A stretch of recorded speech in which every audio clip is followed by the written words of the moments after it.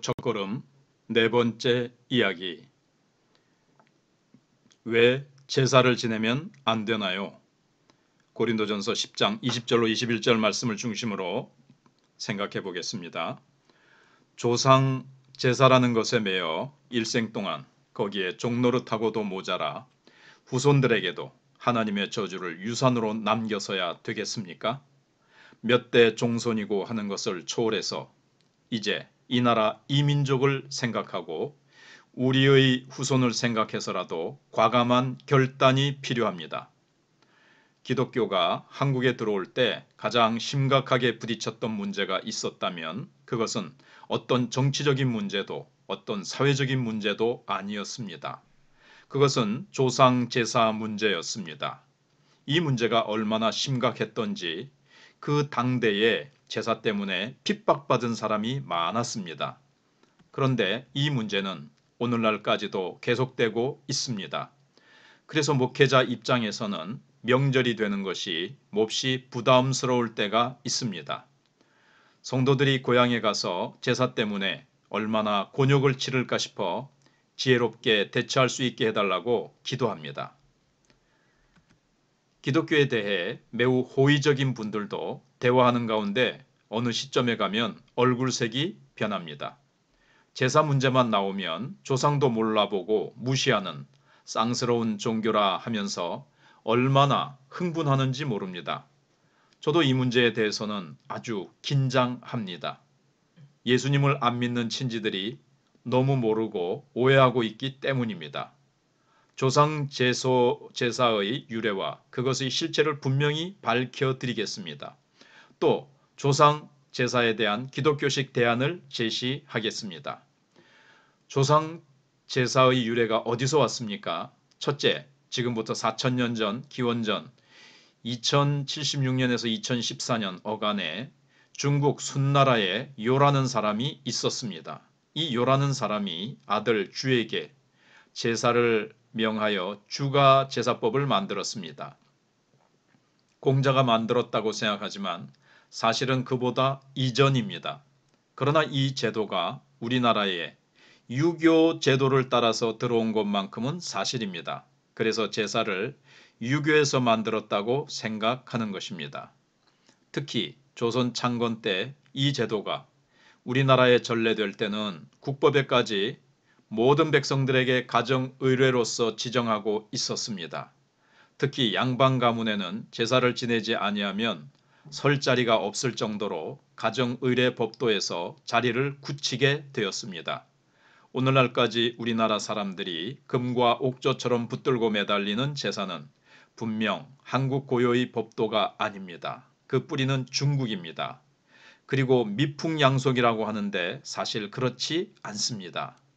지금 행하고 있는 제사제도의 여러 양식의 기준이 선 것은 이성계가 고려에서 반란을 일으키고 조선을 창건하게 되면서부터였습니다. 고려의 귀족 출신을 아내로 삼았던 이성계는 불법적인 쿠데타로 나라를 세웠기 때문에 아내와의 긴장이 있었습니다. 아내는 그 남편을 존경하지 못했습니다. 아내가 신분이라든지 모든 면에서 자기를 무시하고 멸시한다는 것을 안 이성계는 주자 가래를 유입하고 유교의 군사부일체 사상을 받아들이면서 임금으로서 가장으로서 자신의 위상을 확고히 하고 동시에 여성의 지위를 격화시키기 위해서 여성을 제사에 참여시키지 않았습니다. 부정탄다는 이유를 들며 남존여비의 기반을 잡기 시작했습니다. 그래서 오래전부터 여자들은 제사 준비는 하면서도 정작 제사에는 전혀 참여하지 못했던 것입니다. 오늘날 개인 기업을 하는 사람들, 장사하는 사람들은 첫 손님으로 여자가 오는 것을 몹시 꺼립니다. 무속적이고 미신적인 그런 사상에 가득 배어 있는 택시 기사들은 아침 일찍 타는 손님이 제발 여자 손님이 아니기를 바라는 마음으로 운전한다고 합니다. 여자에 대해서 부정탄다는 의식이 이때부터 생긴 것입니다. 왜 여자가 부정탑니까?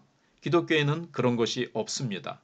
여성의 지위는 기독교에서부터 시작되었습니다. 그래서 예수님의 부활을 제일 먼저 목격한 사람들도 여성이었습니다. 제사는 중국에서 유래되었으며 사대주의적인 면에서 이씨 조선의 초기에 우리나라로 전래해왔지 그것이 결코 우리 고유의 미풍양속인 것은 아닙니다. 그런데도 이것을 금과 옥조요 우리나라의 전통이라 생각하면서 제사를 포기하면 사회기강이 다 무너질 것 같이 여기는 어른들이 많다는 사실이 참 안타깝습니다. 기독교에서 제사를 용납할 수 없는 이유는 무엇일까요? 그렇다면 기독교가 지금의 조상제도, 제사제도를 도무지 용납하지 못하는 이유가 어디에 있느냐는 것입니다. 그렇게까지 박해받고 핍박받으면서도 제사를 용납하지 못하는 이유가 어디에 있느냐 하는 것입니다. 이 제사제도를 부모 공경의 차원으로 보는 것에 절대로 동의할 수 없기 때문입니다. 기독교는 제사제도와 부모 공경을 절대로 일치시키지 않습니다.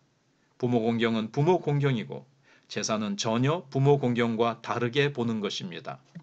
세상에 있는 어떤 종교와도 비교할 수 없는 합리적인 부모 공경을 하나님께서 말씀해 주셨습니다. 십계명에서도 인간과 인간관계의 제일 첫째 계명인 제5계명에 내 부모를 공경하라고 했습니다. 아버지와 어머니를 공경하라고 확실하게 해놓고 있습니다. 성경의 전체적인 흐름이 하나님을 공경하면 육신의 부모를 공경해야 한다는 것입니다. 그렇지 않으면 하나님을 공경한다는 것은 거짓이라고 할 정도로 부모 공경에 대해서 너무나도 선명하게 가르쳐 주시는 것을 볼 수 있습니다.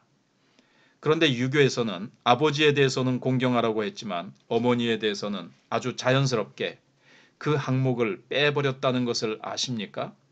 삼강오륜에 보면 아들로서 아버지께 그 도리를 다해야 한다는 부의자강이라든가 아버지와 아들이 친분관계를 가지라는 부자유친이 있습니다.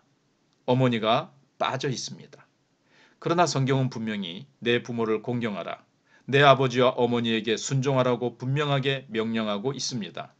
그것이 계명에 뚜렷이 나와 있는데 부모 공경과 제사 제도를 결부시킬 수는 없습니다. 이것을 기독교에서 용납할 수 없다는 것입니다.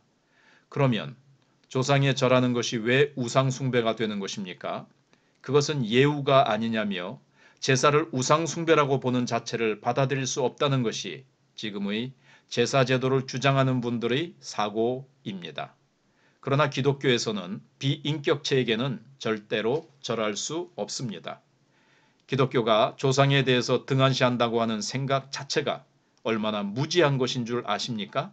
하나님께서 유대 민족을 선택해서 하나님을 공경하는 법도를 가르침으로 그들을 통해 온 세상에 하나님을 섬기는 방법들을 제시해 주셨는데 그 유대인들이 조상을 어떻게 섬겼습니까? 세상의 어떤 종교도 따라갈 수가 없습니다. 유대인들은 430년 동안 저 애굽에서 종노로 됐습니다. 좋게 말해서 이민 생활을 했습니다. 그런데 그곳에서의 생활은 노예 생활이었고 그들은 거기서 탈출합니다. 거기서 나올 때 얼마나 급한 상황이었겠습니까? 언제 바로의 마음이 바뀌어 출애굽하는 것을 막고 군대가 그들을 치러 올지 모르기 때문에 유대인들은 허리띠를 띠고 메고 누룩을 넣지 않은 쓴 빵과 쓴 나물을 먹으면서 정말 정신없이 떠나가야 했습니다. 그런데 그 와중에서도 그들이 조상의 묘에서 유골을 파서 나왔다는 사실을 아십니까? 400년 된 유골을 파서 나왔습니다.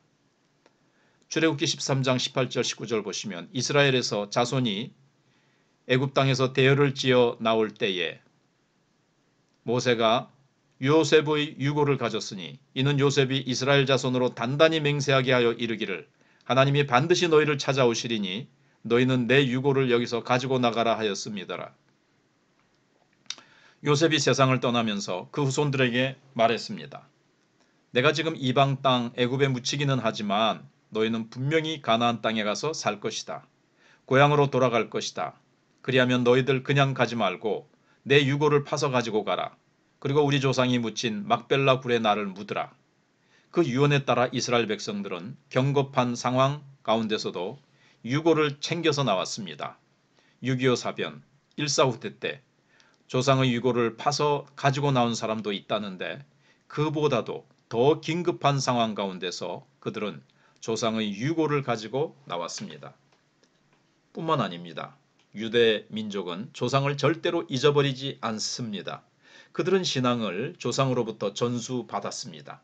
이스라엘 사람들이 부모를 통해서 물려받는 유산이 있다면 그것은 하나님을 섬기는 법도입니다. 주전 70년경에 로마에 의해 이스라엘이 멸망 직전에 놓이게 되었습니다. 그때 마지막까지 로마와 항쟁했던 마사다라는 성이 있었습니다. 이제 곧 로마에 의해 예루살렘 성이 완전 점령당하게 될 찰나였습니다. 그때 종교 지도자요, 그 나라에서 가장 덕망이 있다 하는 아키바라고 하는 학자가 몰래 밤중에 목숨을 걸고 로마 장군을 만나러 가서 한 가지 부탁을 합니다. 그가 부탁한 것은 왕궁을 보존해 달라는 것이 아니었습니다. 그들의 집을 보존해 달라는 것도 아니었습니다. 그는 이 유대를 점령하되 학교만큼은 보존해 달라고 했습니다. 거기서 그들은 신앙을 가르치기를 원했습니다.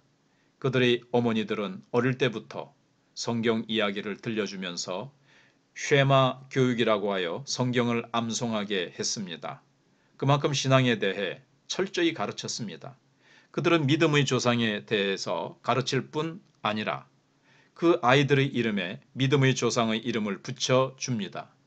그래서 온 세계에 지금 성경 인물들의 이름들이 퍼져 있습니다.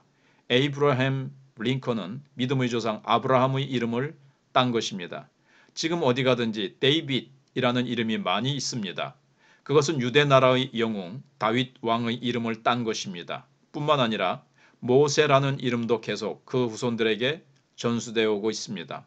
유명한 선교사인 조나단 에드워즈도 다윗의 친구 요나단의 이름을 그대로 딴 것입니다.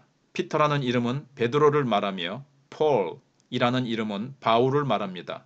얼마나 그런 이름이 많습니까? 존 F. 케네디에서 존은 요한에서 온 이름입니다. 그 이름들을 성경 조상의 이름에서 따오는 것입니다. 그렇게 해서 그들은 믿음의 조상의 이름을 절대로 잊어버리지 않습니다.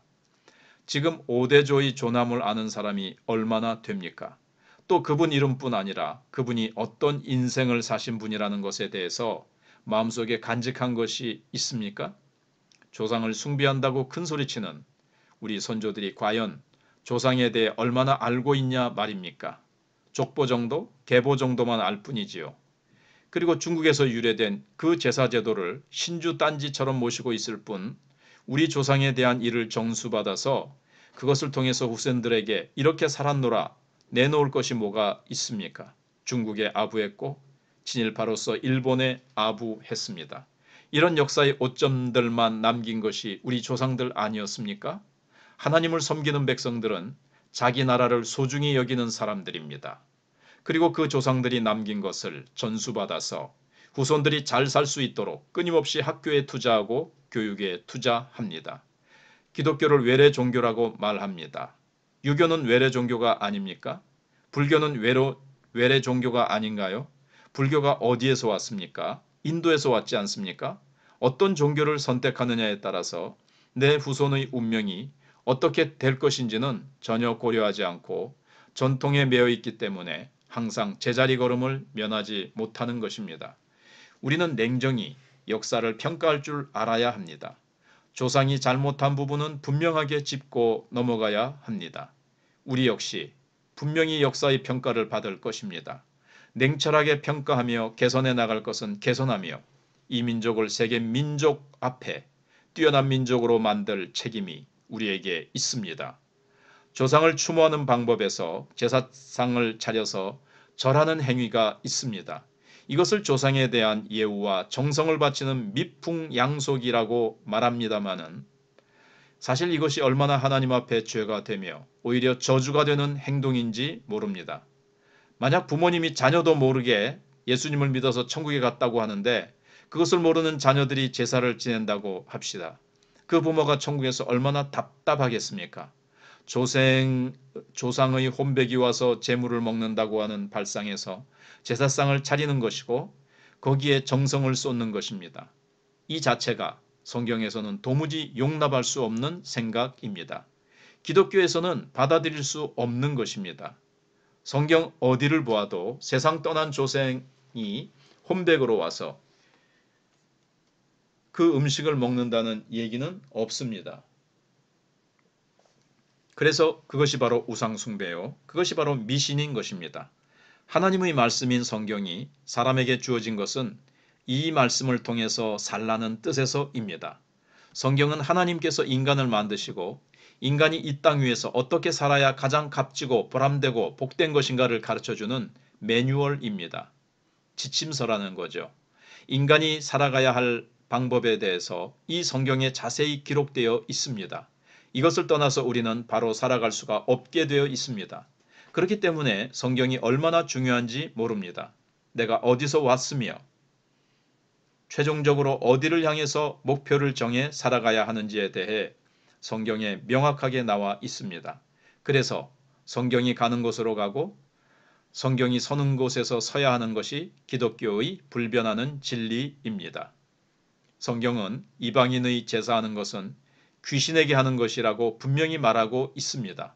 제사는 조상에게 하는 것이 아니요 귀신에게 하는 것입니다. 사람이 죽으면 혼백이 온다고요? 어떤 사람은 꿈속에 부모가 나타나서 무엇을 알려주셨는데 확실치가 않아서 무당을 불러 구슬했더니 쪽집게같이 집어냈다는 것입니다. 그래서 홀랑 빠집니다. 사람이 얼마나 연약한지 신기한 것을 한번 보기만 하면 그 다음부터는 완전히 납작 엎드리게 되어 있습니다. 이것이 바로 귀신 노름입니다. 영계에 사탄, 마귀가 있는데 이 사탄, 마귀는 바로 그런 짓까지 할 능력이 있습니다. 부모로 둔갑할 수 있습니다. 부모의 혼백으로 변신할 수 있습니다. 얼마든지 그렇게 할 수 있는 존재가 사탄, 마귀입니다. 이 사탄 마귀를 예수 그리스도가 십자가에 죽으사 3일 만에 부활하시고 사망 권세를 이기실 때 벌써 짓밟으셨습니다. 근본적으로 폐퇴시켰습니다. 쳐부수셨습니다. 그러나 주님이 재림할 때까지 이 사탄 마귀가 이 세상에 폐잔병으로 남아 있습니다. 그 사실이 우리 성도들에게 마냥 손해가 되는 것 아닙니다. 그들이 있기 때문에 우리는 예수님을 더욱 의지하며 일생을 살게 됩니다. 진리 안에 자유하라는 겁니다. 우리가 인간답게 살기 위해서는 사탄 마귀에게 끌려다니지 말아야 합니다. 무속적으로 살고 미신과 이방 종교에 매여 있는 사람들, 저는 이런 분들을 동정합니다. 예수님을 믿지 않고 세상에 사는 분들, 자기는 무신론자라고 하지만 얼마나 제약을 많이 받습니까? 어떤 때 보니까 밤중까지 결혼식을 합니다. 그때가 결혼하면 좋은 날이라나요? 이사하는 것도 날짜를 받아야 합니다. 비가 쏟아져도 그날이 좋다고 하면 그날 이사해야 하는 것입니다. 이사도 마음대로 못합니다. 사사건건 점쟁이를 찾고 무당을 찾아가야 하고 모든 면에서 제약을 받습니다. 하나님의 형상대로 지음받은 만물의 영장 인간이 왜 귀신에게 구속받으면서 살아야 합니까? 잠자는데도 동쪽으로 눕느니 서쪽으로 눕느니 하며 동서남북을 가립니다. 그러나 예수님을 믿는 사람들은 자유롭습니다. 어떤 날이건 얼마든지 우리는 이사할 수 있고 또 결혼식도 합니다. 무슨 일이든지 그렇습니다. 제삿날 때문에 구속받아 시달리는 여자분들이 얼마나 많습니까? 그러나 예수님을 믿는 사람들은 여기에서 해방입니다. 동쪽으로 머리를 두든지 서쪽으로 머리를 두든지 무슨 상관이 있습니까? 편한 대로 머리를 두면 되는 것 아닙니까? 인간이 왜 그렇게 무속적으로 전락해 버렸습니까? 예수님을 믿는 사람은 세상에서 그런데 전혀 지장을 받지 않습니다. 진리 안에서 자유라는 것이 바로 그런 것입니다. 사람이 죽고 나면 혼백이 구천을 떠돌아다니니 어떠니 하는 이야기는 모두 설화요 전설에 불과한 것이지 그것은 결코 사실이 아닙니다. 사탄이 속임수를 쓰는 것입니다. 미국에만 가도 사탄을 예찬하고 찬양하는 사탄 숭배 교회가 있습니다. 오늘날 이 시대의 음악 가운데 많은 노래가 사탄을 예찬합니다. 사탄 마귀는 별별 짓을 다 합니다. 귀신은 분명히 존재합니다. 이방인이 제사하는 것은 귀신에게 하는 것이지 조상에게 하는 것이 아닙니다. 그래서 본문에서는 하나님께 제사하는 것이 아니니 귀신과 교제하는 자 되기를 원치 않는다고 말하는 것입니다. 우리가 이 세상에 살다가 한 번 죽는 것 같지만 한 번 죽는 것이 아닙니다. 삼중 죽음이란 것이 있습니다. 제일 먼저는 우리가 세상에 태어나면서 이미 죽어 태어난다는 것입니다. 하나님과 단절되어 태어난다는 말입니다. 에베소서 2장 1절에 보면 허물과 죄로 죽었던 너희를 이라 말하고 있습니다. 죽을 너희들이 아닙니다. 이미 죽어버렸던 너희들입니다. 그래서 우리는 살아있는 것 같지만 이미 하나님과 단절된 상태로 죽어서 이미 태어나는 것입니다. 꽃병 안의 꽃은 어떻게 보입니까? 살아있는 것 같지만 일주일만 지나면 시들어서 아궁이에 들어갈 수밖에 없습니다. 그런데 우리가 예수님을 믿고 하나님과 관계를 갖는다는 것은 이미 잘린 뿌리에 예수 그리스도로 접목하여 다시금 생명이 주어지는 것입니다. 이 생명이 주어지는 것이 바로 영생이라는 것입니다. 영원한 멸망에 갈 인생이 하나님과의 관계를 통해 영원한 생명을 갖는 것이 바로 예수님을 믿는 것입니다. 그렇기 때문에 예수님을 믿는다는 것은 단순한 것이 아닙니다. 믿지 않고 그냥 세상을 떠난다고 하는 것은 바로 영원한 파멸로 가버리고 마는 것입니다. 이것은 사람의 말이 아니라 성경이 말씀하고 있는 것입니다. 점쟁이한테 가서 예수님을 믿는 사람이 점을 보면 점이 안 나옵니다. 그래서 무당들이 신이 안 내린다고 하며 예수님을 믿는 사람들을 찾아내고서는 제발 가까이 오지 말고 가달라고 부탁합니다. 겉으로는 아무런 표시도 없는데 예수님의 영이 예수 믿는 사람 속에 있기 때문에 점이 안 나오는 것입니다. 조상을 잘 모셔야 복을 받는다는 사상 또한 절대로 우리는 긍정할 수 없고 용납할 수 없습니다. 복은 하나님으로부터 오는 것입니다. 조상신으로부터 복이 온다는 것은 미신입니다. 풍수지리설이 있습니다.